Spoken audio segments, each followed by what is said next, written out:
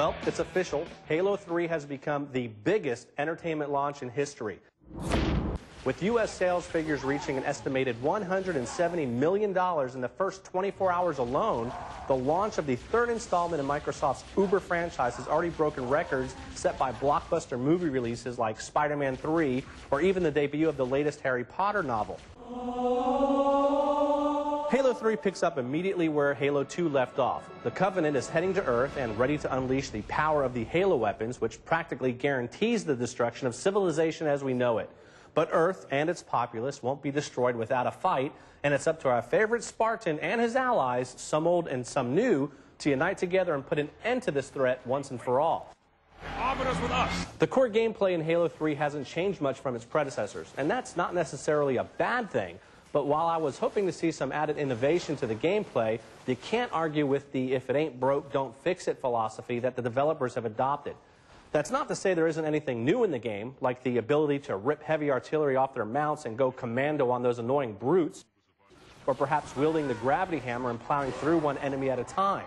However, the title just doesn't stray too far from the core gameplay that made the franchise so successful to begin with. There are some new vehicles to drive, like the Brute Prowler, and trust me, you will want to do the driving because with your AI-controlled squad mates behind the wheel, you're guaranteed unnecessary deaths and frustration.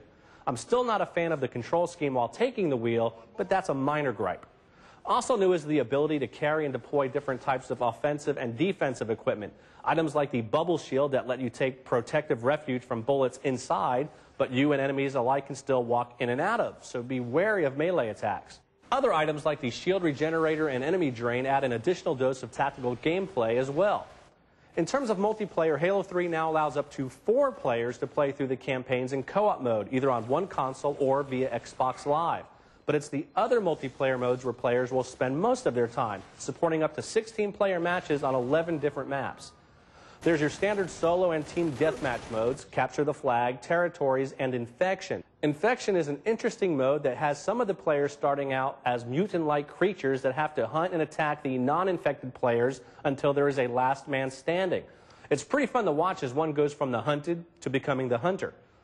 All these modes feature a ton of customization options, from what weapons to start off the actual match with to the actual speed of the game. Forge is an interesting feature in the game. This mode is kind of an on-the-fly-like level editor that lets you add or remove various objects in the environment.